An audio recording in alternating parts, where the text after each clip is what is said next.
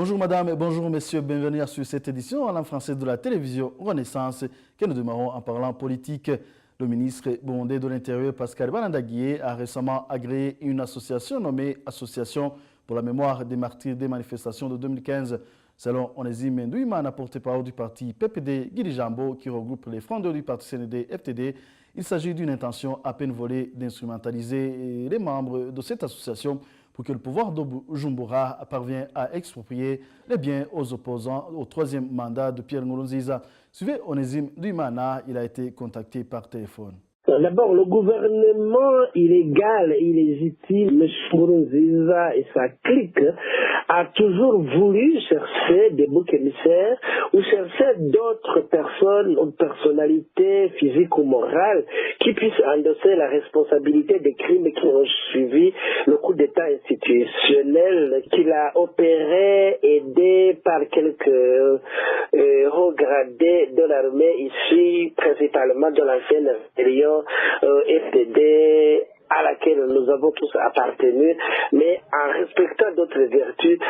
Ceci se remarque dans bon nombre d'associations de défenseurs des droits de l'homme créées, mais pour travailler sous le dictat du gouvernement de Bujumbura. Ceci se remarque aussi dans le dédoublement des partis politiques. Chaque parti a eu au moins deux chefs, un dit agréé, mais qui parle dans le même sens que le gouvernement.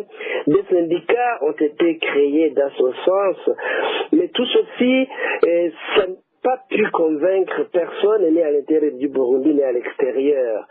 Ceci s'ajoute encore à la médiocrité des diplomates que ce gouvernement a choisi, parce qu'ils ont choisi des militants ou des pauvres types qui ne peuvent pas raisonner et qui par ailleurs ne peuvent pas défendre cette cause de souveraineté qu'ils ont l'habitude de clamer ou de crier haut et fort.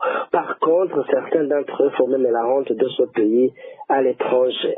Aujourd'hui, alors vous demandez pourquoi il faut recours à cette pratique que je appellerai la dernière chance pour ce gouvernement actuellement aux abois, c'est qu'il cherche de créer une telle association pour que finalement cette association aille porter plainte contre les manifestants et ce serait une bonne occasion de spolier les biens de ces manifestants, de leurs parents ou des opposants politiques, soi-disant que la justice a tranché.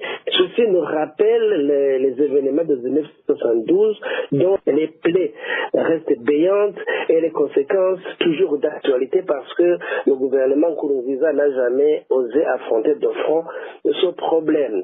Et selon un rapport de la justice burundaise rendu public fin 2015, les dégâts occasionnés par les manifestations anti-troisième mandat incombent aux leaders de l'opposition burundaise et de la société civile.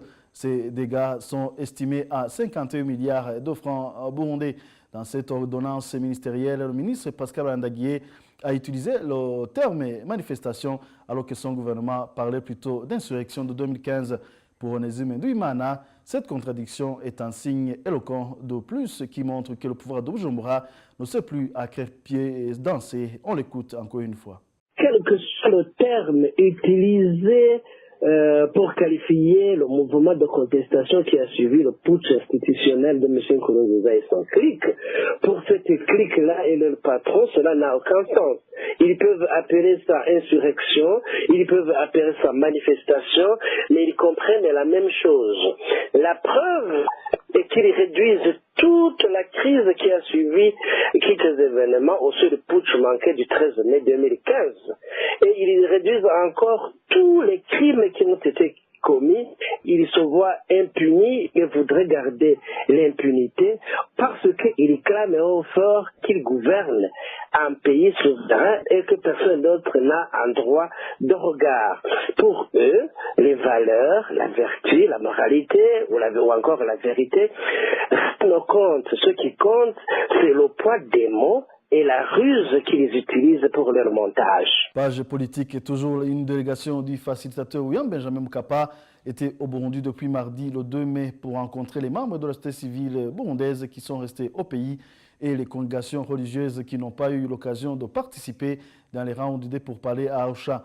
Ambassadeur Vitizia Ken, qui était dans cette délégation, a affirmé qu'ils étaient venus pour recueillir le maximum des points de vue des uns des autres pour préparer la prochaine session des pourparlers et en fait préparer les meilleures élections possibles en 2020. Suivez-le, il est traduit en français par mon collègue Révérien Mazika. Nous voulons que la solution à la crise burundaise sorte de la plus grande majorité des Burundais. Et je crois que vous représentez beaucoup de Burundais ici. Les partis politiques au Burundi sont à 49. Nous avons besoin de les voir tous dans ce processus. Même pour les groupes importants des femmes, ils doivent être représentés. Les associations de la société civile, des jeunes et des confessions religieuses doivent contribuer sur la solution de la crise burundaise. Pour la suivante séance, il faut que tous ces groupes soient représentés pour aboutir à un compromis. Chacun pourra donner son avis sur le comment la gouvernance doit être au Burundi. La médiation envisage également aller rencontrer en Ouganda la société civile burundaise, les jeunes et les femmes qui se trouvent en exil. Faustin Ndikumana, président de la PARSEM, qui a rencontré cette équipe de facilitateurs à Bujumbura, affirme avoir proposé différentes solutions à la crise actuelle sous 4 axes. Pour lui, en premier lieu, il faut qu'il y ait rupture de toute forme de violence. Je propose de le suivre. Nous avons présenté notre document, nos propositions de solutions à la crise burundaise sous 4 axes. D'abord, nous prenons la rupture de toute forme de violence.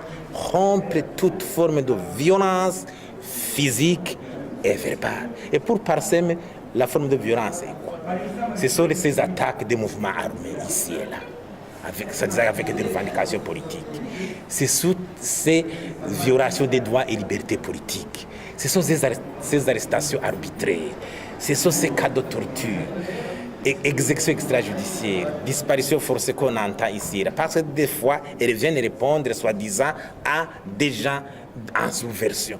Alors s'il y a attaque, répression, violation des droits humains, torture ou quoi, des fois d'une manière aussi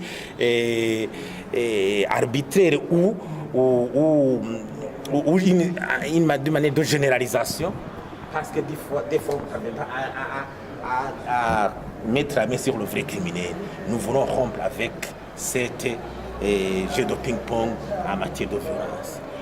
2, pour PARSEM, c'est prendre l'accord d'Arusha comme fondement de la renaissance et la stabilité du Burundi. L'accord d'Arusha doit retrouver sa place et c'est une occasion qu'aura tous les partenaires politiques ensemble de se réengager à observer le contenu de l'accord d'Arusha. Et constater aussi que la constitution actuelle, c'est une constitution spéciale qui émane de l'accord d'Arusha. Tenant compte que sa modification exige une prudence.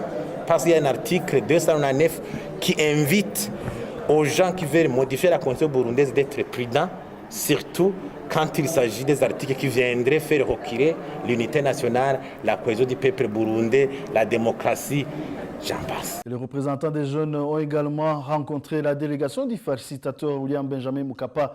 Selon Maître Gaston Eraste Nzosawa, président du Conseil national de la jeunesse burundaise, ce qui devait être fait dans l'immédiat, il faut envisager le retour des réfugiés burundais et garantir leur sécurité pour qu'ils puissent contribuer dans le développement du pays. Je propose de le suivre également. Pour nous, la jeunesse, la question c'est, ou la réponse, c'est de mettre en application la loi. S'il s'agit de corriger, c'est corriger. S'il s'agit de punir, punir. S'il s'agit d'appliquer la loi effectivement, donc application effective de la loi. Parce que si on continue à passer outre la loi, on n'arrivera nulle part. Nous avons parlé de questions concernant les réfugiés. Donc, on a insisté, on insiste toujours. Nous avons dit cela même dans les marches manifestations. Nous insistons à ce que les réfugiés qui sont à l'étranger soient rapatriés. Donc, et bien accueillis. Et d'ailleurs, bien soutenus. Parce que nous perdons beaucoup de choses. Nous perdons la contribution de la jeunesse qui est à l'étranger. Nous perdons donc ces jeunes qui sont là. Après avoir terminé à peine ces études, ils vont développer le pays qui n'est pas le leur. Donc nous insistons à ce que ces jeunes puissent revenir dans notre pays et qu'il y ait une protection pour les réfugiés qui reviennent dans notre pays. Avant de clore cette édition, le parti Prona nie les propos qui ont circulé comme quoi les constructions qui se font à la permanence de ce parti ont démoli la tombe de l'ancien président de ce parti, Nicolas Mayugui. Abel Gachati, président actuel du parti Prona, affirme plutôt que la tombe a été réaménagée pour la rendre plus propre. Suivez Abel Gachati, il est président du parti Prona. Ces derniers jours, nous avons entendu à travers des différents médias qu'il y a ceux qui disent que ces travaux ont touché la tombe de son Excellence Nicolas Mayugui, ancien président du parti Prona. Mais vous avez visité le lieu, on n'a pas touché cette tombe, plutôt on a aménagé la tombe pour la rendre plus propre, plus viable. Parce qu'avant ces activités, avant ces travaux, la tombe de feu Nicolas Mayugui était menacée par des inondations, par de la brousse, des eaux usées. Maintenant, autour de cette tombe, loin d'être touché, mais ça a été aménagé, on y a érigé un abri pour cette tombe, et maintenant la tombe elle est protégée. Fin de cette édition, merci à vous tous d'avoir tenu compagnie, à la prochaine.